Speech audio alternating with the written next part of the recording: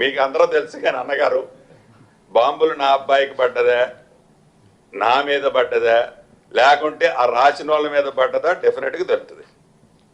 బాంబులు అనేది ఏంది, నా కొడుకు ఎటువంటి వ్యాపారం చేస్తాడు ఏంటి అనేది నిజము నిదానంగా నిలకడమే తెలుస్తుంది.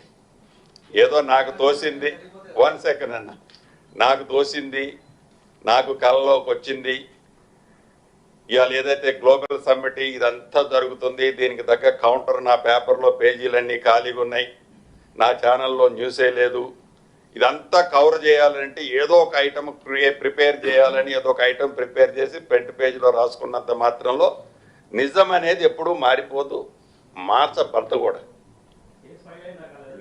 డెఫినెట్గా ఏది ఉన్నా ఎవ్రీథింగ్ ఈజ్ విజిబుల్.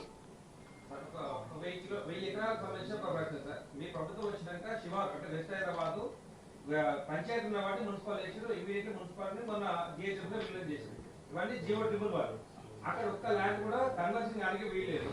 మరి అలాంటి ల్యాండ్ అదే జిహెచ్ఎంసీ వచ్చేసిన ఉద్దేశంతో అంతకుముందు జియో సిగ్నల్ అన్నారు, కానీ ఇష్టం వచ్చినట్టు విచ్చలవిడిగా నిర్మాణాలు అయిపోతున్నాయి. 2 జలాశయాలు కూడా పొల్యూషన్ అయిపోయినాయి.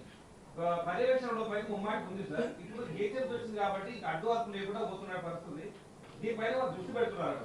తప్పకుండా ఏదైతే 111కు సంబంధించిన ల్యాండ్స్ ఉన్నాయో, ఈ 111కు సంబంధించిన దాంట్లో ఆనరబుల్ హైకోర్టు డైరెక్షన్స్ ఇతరత్ర ఉన్నాయో, ప్రతిదీ చట్ట పరిధిలోనే చట్టం ప్రకారమే ఈ ప్రభుత్వం చట్టానికి ఇంచి కూడా డీవియేట్ లేకుండానే ప్రాపర్గా నడుచుకోవటం జరుగుద్ది.